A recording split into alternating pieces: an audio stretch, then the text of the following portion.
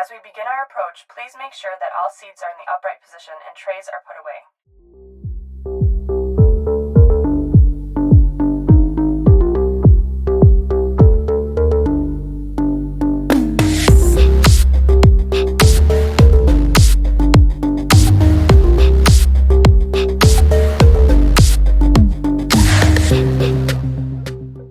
All right, let's jump right in. Today we're going deep on branding. Okay. Specifically, how to make your brand stand out. Love it. And we're going to be drawing insights from a YouTube video. Oh, cool.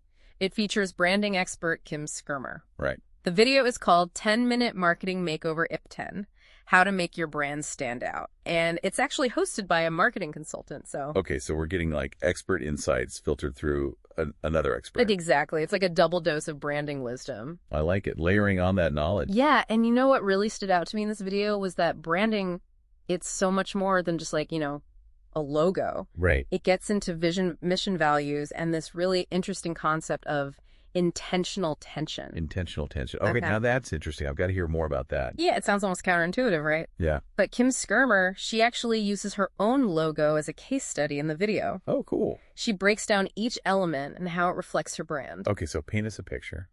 What does this logo look like? All right, so picture this. 2 faces in profile. 1 male, 1 female. Okay. They're facing away from each other, Interesting. but they're connected by this swirling line. Whoa, okay, so there's a story there already. Hmm. Facing away but connected. Right. And there's that tension you mentioned. Exactly. And that's where this idea of big work comes in. Right. Skermer emphasizes that building a strong brand, you got to start with some deep self-reflection. Self-reflection. Yeah, and it's about tackling those tough questions about your vision, your mission, and your values. So big work is like really digging deep. It's not just the surface level stuff. It's not the easy stuff. No. It's about asking yourself those hard questions. And for Skermer, a key part of her vision was attracting clients who are ready to do that hard work, Okay. to embrace the challenges of entrepreneurship. Right. And, she even says in the video that a lot of people told her, like, no one wants to hear about big work. Yeah. But she felt like that was exactly what made her brand different. That's a brave stance. It's interesting, though, because it makes you wonder if by kind of niching down and being specific like that, if that's actually a more effective strategy than trying to appeal to everyone. Right. It's like she's not afraid to polarize a little bit. Yeah. And you know what? It seems like her approach paid off. She Yeah. found her niche and built a successful brand around it.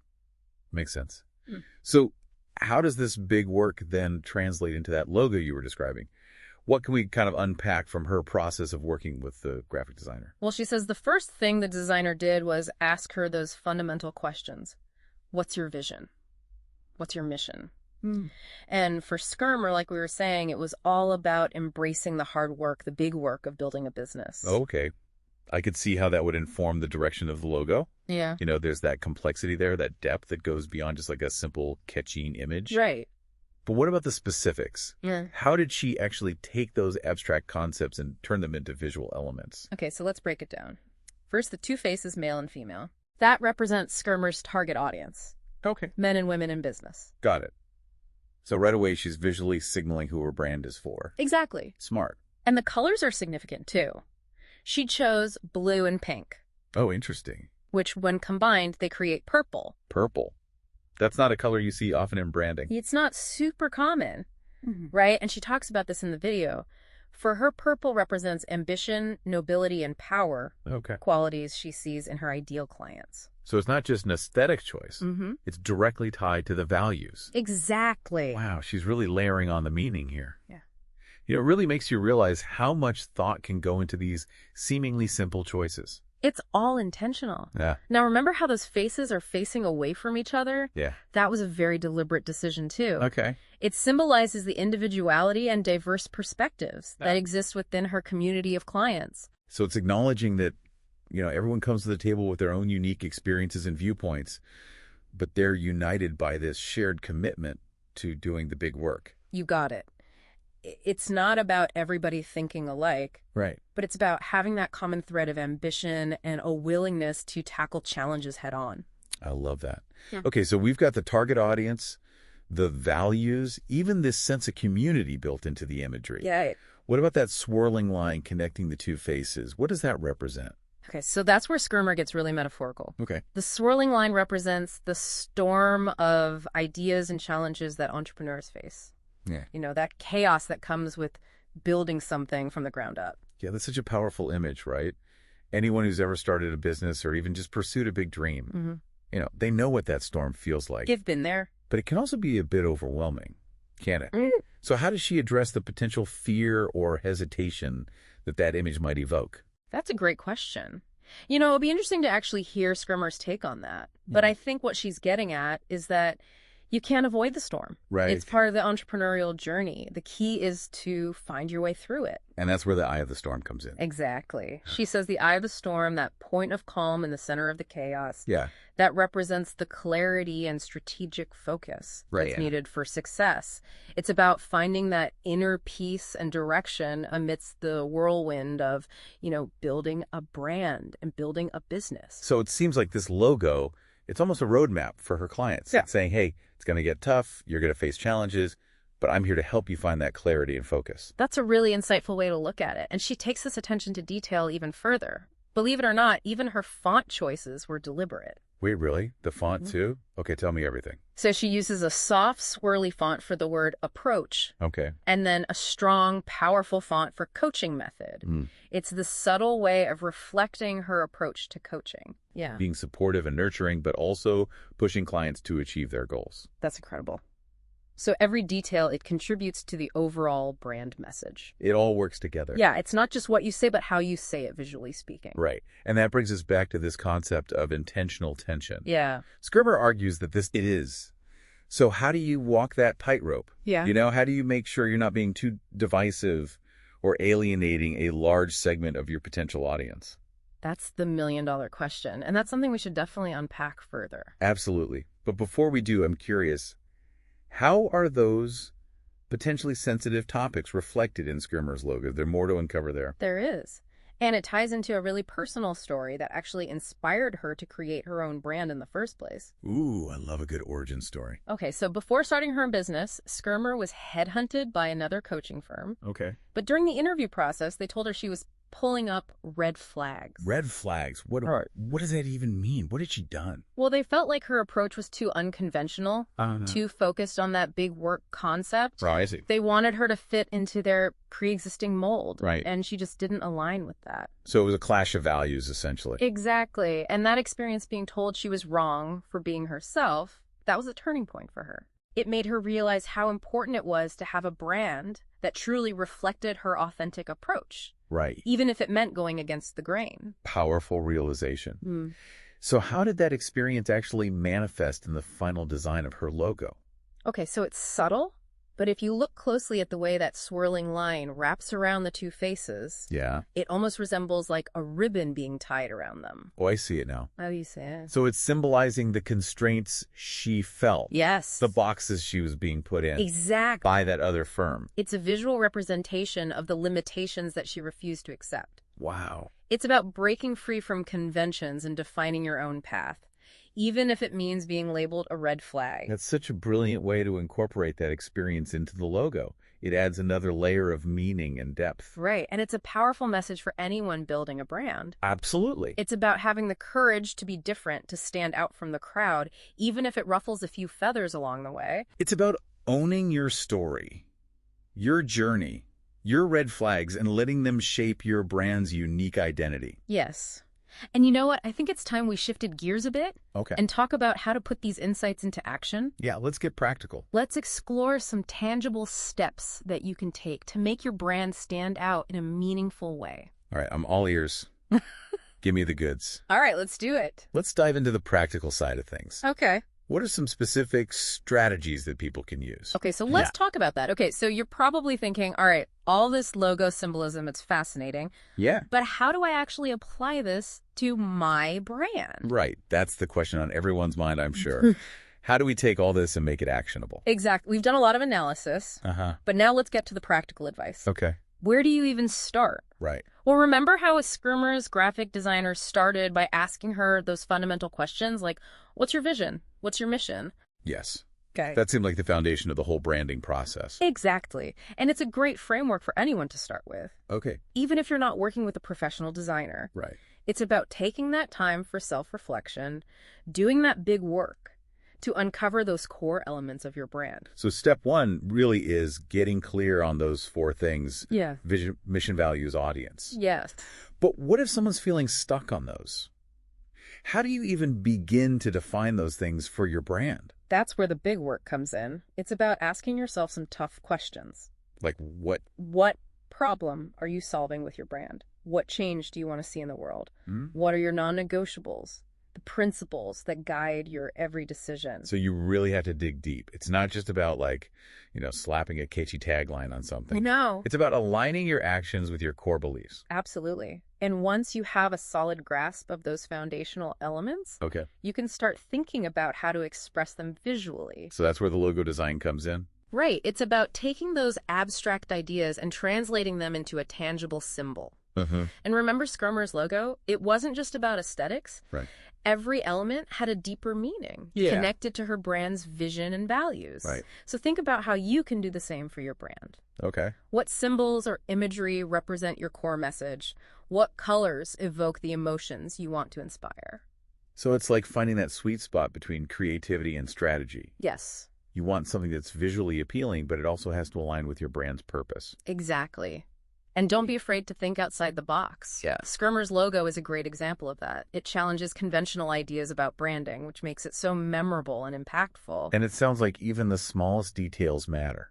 Like we were talking about before, how Skermer's used different fonts to represent different aspects of her coaching approach. Right. What other subtle elements can people consider when they're crafting their brand's visual identity? Oh, there are so many. Think about things like patterns, textures, photography style. Even the white space around your logo can convey meaning. Wow. It's all about being intentional with every element. Okay, so we've talked about the visuals, the values, the target audience, but let's get back to this concept of tension that we keep coming back to. Yes. It's such an intriguing idea. Can you give me some examples of how brands can actually use tension effectively without alienating their audience? Yeah, that's a great question.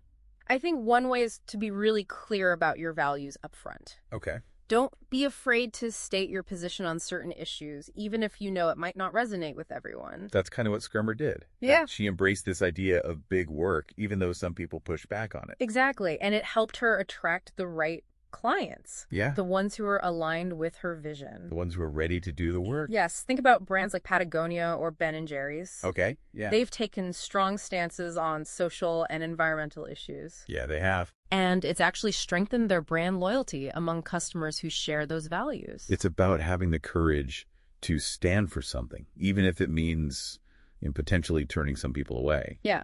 But it's a delicate balance, isn't it? How do you make sure you're not being too divisive or alienating a large segment of your potential audience? It comes down to knowing your audience deeply. Yeah. Who are you trying to reach?